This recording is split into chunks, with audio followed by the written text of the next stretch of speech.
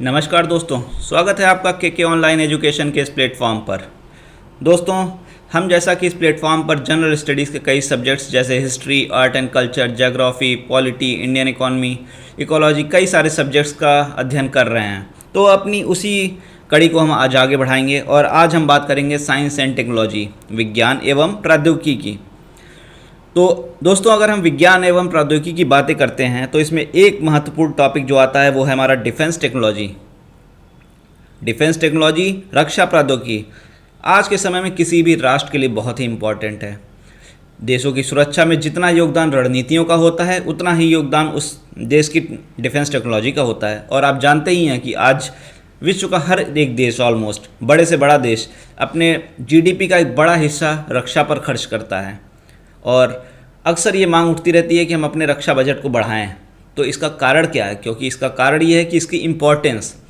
तो दोस्तों, अपने इस टॉपिक में हम आज वही बात करने जा रहे हैं कि हमारे पास जो हमारी भारत की रक्षा प्रौद्योगिकी है, जो हमारी भारत की डिफेंस टेक्नोलॉजी है, उसके विषय में किस तरीके से परमाणु कार्यक्रम का विकास हुआ है, भारत ने परीक्षण किस तरह से शुरू किए, उसके बाद में हमारी थल सेना, जल सेना और वायुसेना के पास क्या क्या विमान हैं, किस तरीके की मिसाइलें, हेलीकॉप्टर्स हैं, उन सभी विषयों पे हम बात करेंगे।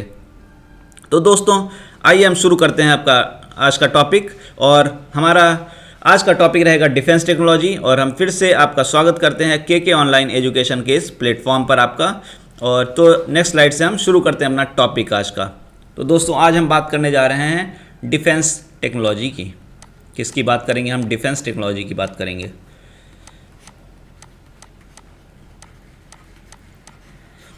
तो सबसे पहले अगर हम जो टॉपिक शुरू करने जा रहे हैं दोस्तों, इसमें वो होगा एटॉमिक प्रोग्राम, यानी परमाणु कार्यक्रम। परमाणु कार्यक्रम दोस्तों, अगर परमाणु कार्यक्रम की बात आए या परमाणु बम की बात आए तो सबसे पहले मस्तिष्क में, माइंड में क्या आता है? वर्ल्ड वॉर टू की वो घटना आती है। वर्ल्ड वॉर टू की वो घटना आती है जब अमेरिका ने जापान के ऊपर अटैक किया था, परमाणु हमला किया था। वर्ल्ड वॉर टू चल रहा था और जापान ने एक पर्ल हार्बर पे अटैक जैसे एक कदम उठाया, जिसके जवाब में अमेरिका, जिसे पहले एक कमज़ोर देश माना जाता था, उसने एटॉमिक हमला करके पूरे विश्व को आश्चर्यचकित कर दिया। और उसके बाद में जब ये समाप्त हुआ वर्ल्ड वॉर टू, तो यही परमाणु कार्यक्रम कोल्ड वॉर में भी आगे बढ़ता रहा। कोल्ड वॉर, और ये कोल्ड वॉर किस में था? जब हम पढ़ेंगे, वर्ल्ड हिस्ट्री वगैरह पढ़ेंगे तो उसमें हम देखेंगे कि कोल्ड वॉर ये जैसे जो यूएसएसआर और यूएसए के बीच में चल रहा था। भले ही इसके कोर में क्या था? पूंजीवाद। इसके कोर में पूंजीवाद और समाजवाद था। पूंजीवाद और समाजवाद था। लेकिन जब वर्ल्ड वॉर टू के ख़त्म होने के बाद में यूएसएसआर और यूएसए दोनों में एक तरह से होड़ लग गई थी परमाणु कार्यक्रमों की। और ये ऐसी होड़ थी जिसमें अन्य देश भी शामिल होते चले गए। जैसे कि आप जानते हैं कि कोल्ड वॉर में देशों का गुट बनने लगा था और अलग, ये दोनों ही यूएसए और यूएसएसआर अपने अपने गुट के देशों को एक तरह से आगे बढ़ाने के लिए, उनको अपने तरफ से मिलाने के लिए उनकी कई प्रकार से सहायता भी करते थे। और कुल मिलाकर कह सकते हैं कि यहीं से परमाणु कार्यक्रमों की शुरुआत हो गई। और भारत भी इस परमाणु कार्यक्रम से अछूता नहीं रहा। और आज़ादी के बाद में 1947 में भारत की आज़ादी के बाद में भारत में भी परमाणु कार्यक्रम की नींव पड़ी। भारत में भी परमाणु कार्यक्रम की नींव पड़ गई थी।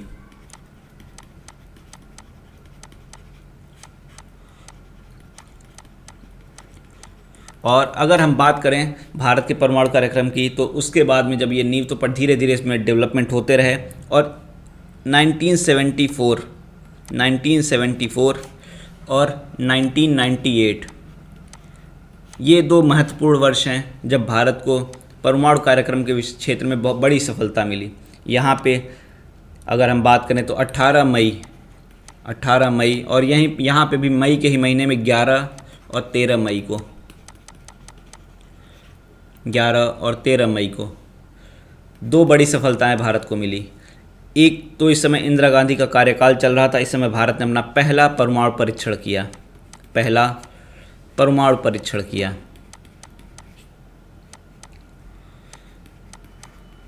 और इस समय फिर भारत ने 1998 में अपना दूसरा परमाणु परीक्षण किया। दूसरा परीक्षण किया भारत ने। और अगर हम बात करें तो इसका नाम रखा गया था स्माइलिंग बुद्धा। स्माइलिंग बुद्धा इस कार्यक्रम का नाम रखा गया। तो अगर क्वेश्चन आपसे पूछा जाए कि स्माइलिंग बुद्धा क्या था, तो भारत का जो पहला परमाणु परीक्षण था उसका नाम था स्माइलिंग बुद्धा, और वहीं दूसरे परमाणु परीक्षण का नाम रखा गया था शक्ति। दूसरे परमाणु परीक्षण का नाम रखा गया था शक्ति। तो इस तरीके से हमारा परमाणु परीक्षण कार्यक्रम चलता है। और अगर इसमें एक और पॉइंट है, तो हमारा जो पहला परमाणु परीक्षण था, जो हमारा फर्स्ट परमाणु परीक्षण था, वो किस पर आधारित था? वो आधारित था नाभिकीय विखंडन की प्रक्रिया पर। वो आधारित था नाभिकीय विखंडन की प्रक्रिया पर। जबकि दूसरा जो हमारा था, सेकंड जो था, वो नाभिकीय संलयन की प्रक्रिया पर आधारित था। वो नाभिकीय संलयन की प्रक्रिया पर आधारित था। अब ये नाभिकीय विखंडन क्या है, नाभिकीय संलयन क्या है, हम दूसरी जब हम कोई वीडियो बनाएंगे साइंस एंड टेक्नोलॉजी में ही या साइंस में ही, तो हम वहाँ पे बातें करेंगे इसके विषय में। तो ये तो हम हो गई हमारी परमाणु कार्यक्रम की शुरुआत। तो देखिए एक और चीज़ होती है फिर। अब होता क्या है कि मान लीजिए एक कॉलोनी है। एक कॉलोनी में कई सारे घर वाले हैं। कई घर बने, एक घर ये, दो घर ये, तीन घर, मतलब इस तरीके के कई घर हैं। ये भाई साहब इसमें से खूब हो गए अमीर, खूब अमीर हो गए, और इन्होंने क्या किया, खूब सारी व्यवस्थाएं करवा ली अपने यहाँ घर में, सारी अरेंजमेंट कर लिए, और इन्होंने अपना घर और भी आगे बढ़ के बनवा लिया, सब कुछ कर लिया। और ये लोग हो गए थोड़े से पीछे रह गए। ये लोग पीछे रह गए। तो क्या हुआ कि जब ये लोग पीछे रह गए तो और ये लोग भी आगे आने का प्रयास तो करेंगे ही। ये लोग आगे आने का प्रयास करेंगे ना। तो जब ये लोग आगे आने का प्रयास करेंगे तो ये इनके और इनके बीच में कोई डिफरेंस रह जाएगा? नहीं रह जाएगा, डिफरेंस नहीं रह गया। तो ये भाई साहब क्या करेंगे, हमेशा ऐसा अड़ंगा लगाते रहेंगे कि ये जो अगल बगल इनके पड़ोसी हैं वो पीछे ही रहें इनसे और यही आगे बने रहें। तो ऐसी ही कंडीशन हमारे वर्ल्ड की है। जो देश परमाणु संपन्न खुद तो हो गए, परमाणु संपन्न तो हो गए, लेकिन उसके बाद में ये अपनी संप्रभुता बनाए रखने की, संप्रभुता तो अलग ही कहानी होती है, तो उसका डेफिनेशन अलग है। अपनी प्रभुत्वता को बनाए रखने के लिए, अपना प्रभुत्व बनाए रखने के लिए, ठीक है, इन्होंने रोना गाना चालू किया कि भैया परमाणु से हमले से देश को, विश्व को बचाना है। और परमाणु बहुत अच्छी चीज़ नहीं है, परमाणु हथियार खुद तो भाई साहब लोगों ने बना लिया था, खुद तो भाई लोगों ने बना लिया, और दूसरों को कहा कि नहीं ये बहुत अच्छी चीज़ नहीं है। और इन लोगों ने क्या किया, परमाणु परीक्षणों पर बैन करना शुरू किया। और इसके लिए इन्होंने 2 संधियां बनाई। इन्होंने क्या किया, 2 संधियां बनाई, नाम बनाया NPT, और दूसरा क्या नाम बनाया, CTBT, comprehensive test for ban. ठीक है, ठीक इस तरीके से इन्होंने दो हमारी संधियां बनाई इन लोगों ने। और जो विश्व के देश थे उनसे कहा गया कि भैया आप लोग ये साइन करो, नहीं तो आपको जो परमाणु ऊर्जा के लिए भी आवश्यकता पड़ती है। परमाणु की ऊर्जा तो खाली हथियार के लिए पड़ती नहीं है, परमाणु की ऊर्जा की आवश्यकता सिर्फ हथियार बनाने में तो नहीं है ना, ऊर्जा के क्षेत्र में भी तो इसका बहुत सदुपयोग ही तो हो सकता है, इसका सदुपयोग भी हो सकता है ऊर्जा के क्षेत्र में। तो इनको देशों के ऊपर क्या डाला गया, इस तरह से एक तरह से प्रेशर डालना शुरू हुआ कि आप इन पर साइन करिए, अदरवाइज़ आपके ऊपर इस तरह के प्रतिबंध लगाए जाएंगे कि आप इनमें भी सदुपयोग नहीं कर पाएंगे। ठीक है, तो सब काफ़ी देशों ने साइन किया। और जब ये लोग बात पहुंची भारत की, तो भारत चालू देश है, अंग्रेज़ों से गुलामी में सब कुछ सीख गया था। अंग्रेज इतनी हरामखोरी करते थे कि सब कुछ भारत ने सीख लिया कि किस तरीके से क्या क्या देशों की चालाकी होती है। तो भारत ने क्या किया, भारत ने आज तक ना NPT पे साइन किया है, ना NPT पे साइन किया है, ना CTBT पे साइन किया है। ठीक है, ना NPT पे साइन किया है, ना CTBT पे साइन किया है। तो अगर भारत की बात की है तो भारत ने साइन नहीं किए हैं इस पर। लेकिन अगर भारत की बात करें, भले ही भारत ने साइन नहीं किया है, लेकिन भारत ने अपने संसद में कुछ नियम बताए हैं, कुछ अपने सिद्धांत बताए हैं। भारत ने कुछ सिद्धांत अपने संसद में बताए कि हम उन सिद्धांतों का पालन करेंगे, जिनमें एक ये है कि भले ही भारत ने इन पर हस्ताक्षर नहीं किए हैं, भारत ने हस्ताक्षर इसलिए नहीं किए कि भारत स्वतंत्र रहना चाहता है। ये एक तरह से शो करता है, हमारे संप्रभु कैरेक्टर को भी शो करता है कि भारत भले कितना दबाव पड़ा लेकिन हमने हस्ताक्षर नहीं किए। तो इसको आप पॉलिटी के एग्जाम्पल में भी लिख सकते हैं, हस्ताक्षर नहीं किए हैं, लेकिन जो विश्व कल्याणकारी के लिए संबंध में इसकी नीतियां हैं उसका भारत पालन करेगा, नीतियों का पालन करेगा, इसके नीतियों व नियमों का पालन भारत करेगा,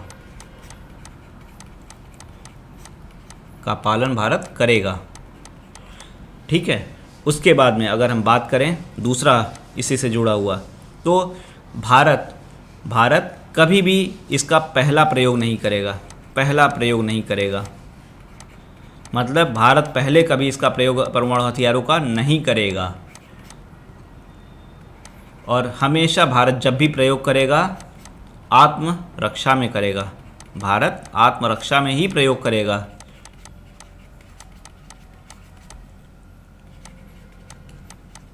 साथ ही किसी ऐसे देश पर हमला नहीं करेगा या जिसके पास परमाणु हथियार नहीं है। उसको आप इसी से समझ सकते हैं कि जिसके पास परमाणु हथियार ही नहीं है वो कैसे अटैक करेगा भारत पर परमाणु हमले से, तो वो तो पॉसिबल ही नहीं है। साथ ही भारत जिन परमाणु हथियारों का विकास करेगा वो न्यूनतम क्षमता वाले होंगे। भारत किसी रासायनिक या जैविक हथियारों की तरफ नहीं बढ़ेगा, न्यूनतम क्षमता वाले होंगे। और आज तक भारत इसे फॉलो करता आ रहा है, और विश्व के देशों में जितनी इस बारे में बात हस्ताक्षर किए हुए देशों पर जितना विश्वास नहीं किया जाता है उतना भारत के ऊपर किया जाता है। और कई देशों ने भले ही भारत ने हस्ताक्षर नहीं किए हैं इन पर, अपने प्रतिबंध हटा दिए हैं और भारत का पूर्ण रूप से सहयोग करते हैं, चाहे कोई भी देश हो वो।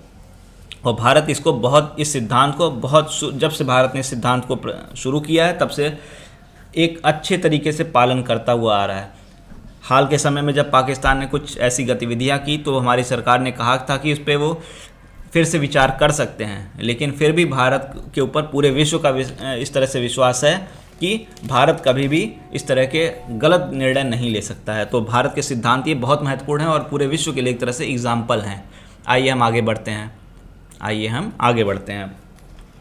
तो जब हम बढ़ते हैं तो बात आती है कि परमाणु बम का प्रयोग अगर करना है परमाणु हमले का तो कैसे करेंगे बताइए। ऐसा तो हुआ नहीं कि भैया सो रहे थे लेटे हुए, नींद खुली, कहते चलें आज परमाणु हमला कर दें। ऐसे तो होगा नहीं, परमाणु हमला कर दें नींद खुलते ही। तो इसमें तो हो जाएगी दिक्कत, सिद्धांत हमारे हो जाएंगे फेल, फेल हो जाएंगे। तो ऐसे तो कर नहीं सकते। तो क्या है, इसको डिसीजन लेने के लिए, निर्णय लेने के लिए क्या किया गया, कुछ परिषद बनाई गई, परिषद द्वारा निर्णय होगा। और ये परिषद में कौन रहेगा, एक तो दो परिषद इसके लिए बनाई गई। एक बनाई गई रणनीतिक परिषद बनी, ठीक है, और दूसरी परिषद बनी राजनीतिक। एक तो बनी रणनीतिक और ये दोनों एक बनी राजनीतिक। अब देखते हैं इनका परिषदों का रोल क्या है। थोड़ा सा पॉलिटी और गवर्नेंस के टॉपिक में आपने क्या देखा है, पॉलिटी एंड गवर्नेंस में आपने क्या देखा है। भैया आप तो नेता चुन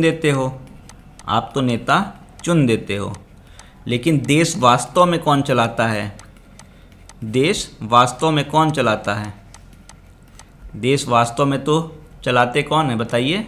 जो हमारे सिविल सर्विसेज वाले होते हैं, जो हमारे ब्यूरोक्रेसी होती है वो चलाती है ना, जो हमारी ब्यूरोक्रेसी है वो चलाती है।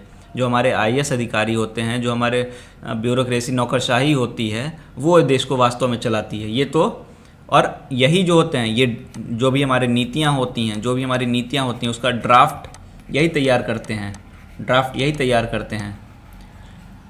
इनको ही ग्राउंड लेवल का पता होता है, ग्राउंड लेवल तो इनको ही पता है ना। ये तो बैठे हैं संसद में, बैठे हुए हैं, संसद में क्वेश्चन पूछा जाता है जब, तो ये इन्हीं जो ब्यूरोक्रेसी जो होते हैं, इनके सचिव वगैरह जो होते हैं, इनसे ही आंसर पूछते हैं, भैया बताओ हम क्या बोले वहाँ पे। तो जो ये कहता है वही ये जाके बोलते हैं। और दूसरी चीज़ क्या है, नेता तो आए 5 साल के लिए, 5 साल के लिए आए, 5 साल बाद दूसरे नेता आ गए, 5 साल बाद दूसरे आ गए। तो प्रशासन में तो एक रूपता रहनी चाहिए ना, प्रशासन में एक रूपता रहनी चाहिए। तो इसीलिए क्या होता है कि जो मेन होते हैं वो हमारी होती है नौकरशाही, हमारी होती है नौकरशाही। तो जब ये परिषद बनाई गई, जिस तरह के जब नीतिगत निर्णय लिए जाते हैं, तो उसमें सबसे पहला रोल होता है इसी नौकरशाही का। तो ये हमारी जो रणनीतिक परिषद होती है, जो हमारी रणनीतिक परिषद होती है, उसकी अगर हम बात करें तो पहला डिसीजन जो होता है परमाणु से संबंधित, परमाणु कार्यक्रम से संबंधित जो भी पहला डिसीजन होगा, डिसीजन से संबंधित जो भी पहला कार्यक्रम होगा, निर्णय होगा, उसके लिए ये क्या करेंगे, एक रिपोर्ट तैयार करेंगे, एक रिपोर्ट तैयार करेंगे। और इसमें परिषद में कौन कौन रहेगा, तीनों सेनाध्यक्ष तो जरूरी है ना, तीनों सेनाध्यक्ष वो तो रहेंगे ही रहेंगे। उसके बाद में नीचे देख लेते हैं, साथ में जो हमारे आईएएस ऑफिसर जो होते हैं, जो सचिव होते हैं मंत्रालय, प्रमुख मंत्रालयों के जो सचिव होते हैं वो भी रहते हैं। और तीसरे जो हमारे युद्ध विशेषज्ञ वगैरह कुछ होते हैं, युद्ध विशेषज्ञ जो होते हैं वो 3 शामिल होते हैं इस पर। तो ये लोग क्या करते हैं, ये एक आपस में मंत्रणा करते हैं और रिपोर्ट बनाते हैं, और इस रिपोर्ट को ये किसके पास भेज देते हैं, राजनीतिक परिषद के पास में। अंतिम निर्णय तो राजनीतिक परिषद को ही करना है, ठीक है, क्योंकि ये जनता के चुने हुए प्रतिनिधि हैं, जनता के प्रति जवाबदेही इनकी नहीं है, जवाबदेही इनकी नहीं होती है, जनता के प्रति जवाबदेही इनकी होती है। ये संसद के प्रति जवाबदेह हैं, ये जनता के प्रति जवाबदेह हैं। तो अंतिम निर्णय रिपोर्ट पर ये लेते हैं अपने विवेक के अनुसार। और इनमें कौन है, मंत्रिपरिषद के जो टॉप 5 के आप जानते हैं कोर, सबसे पहले PM, home minister, defence minister, finance minister और फॉरेन मिनिस्टर, और जिसमें इसकी अध्यक्षता कौन करता है, पीएम, ये अध्यक्षता करते हैं, ठीक है। तो इस तरीके से भारत का परमाणु कार्यक्रम चलता है, ठीक। चलिए चलने दीजिए, हमने परमाणु कार्यक्रम चला दिया। अब हम थोड़े से अपने टॉपिक पे आ जाते हैं कि हमारी जो थल सेना, जल सेना, नौसेना है, उसके विषय पे हम बातें करते हैं। इनके पास क्या क्या मिसाइलें हैं, किस तरीके से, उन सब चीज़ों को हम देखते हैं। और इसकी हम शुरुआत करेंगे थल सेना से, इसकी हम शुरुआत करते हैं थल सेना से। तो थल सेना से जब हम शुरुआत करते हैं, इसकी नोट्स बनाते रहिएगा आप लोग, ठीक है। तो सबसे पहले तो हम देखेंगे कि इसमें के पास मिसाइलें कौन कौन सी हैं। तो अगर हम थल सेना के पास मिसाइलों की बात करें तो एक तो है हमारी बैलिस्टिक मिसाइल, एक है हमारी बैलिस्टिक मिसाइल, और दूसरी हमारी कौन सी है, क्रूज मिसाइल। तो बैलिस्टिक में क्या होता है, क्रूज में क्या होता है। तो बैलिस्टिक में क्या होता है, रामायण और महाभारत देखा है ना कि क्या होता था, जब तीर छोड़ते थे तो पहले तीर कैसे जाता था, ऊपर जाता है, ऊपर जाता है, ऊपर जाता है, कुछ तीर ऊपर जाते हैं, ऐसे जाते हैं जाते हैं जाते हैं, फिर ऊपर से एकदम से नीचे गिरता है सबके ऊपर, धाएं धाएं धाएं गोली मार देता है, गोली कहाँ, तीर मार देता है। तो ऐसे ही बैलिस्टिक है, ये भी क्या करता है, प्रोजेक्टाइल पाथ फॉलो करता है, ये भी प्रोजेक्टाइल पाथ फॉलो करता है। और इसमें क्या होता है, जब फेस टू फेस आ जाते हैं दो लोग आपस में ही, तो एक दूसरे के ऊपर तीर मारना चालू करते हैं। तो वैसे ही इसमें क्या होता है, कम हाइट पर, इसमें क्या होता है, कम हाइट पर एक दूसरे के ऊपर ये सीधे में वार करते हैं, ठीक है, प्रोजेक्टाइल इसमें नहीं होता है। तो दोनों में कुछ बेसिक डिफरेंस है, उसको हम आइए देखते हैं। तो अगर हम बैलिस्टिक की बात हम इधर करते हैं तो ये किसको फॉलो करता है, प्रोजेक्टाइल पाथ को फॉलो करता है, ये प्रोजेक्टाइल पाथ को फॉलो करता है। चलिए करने दीजिए।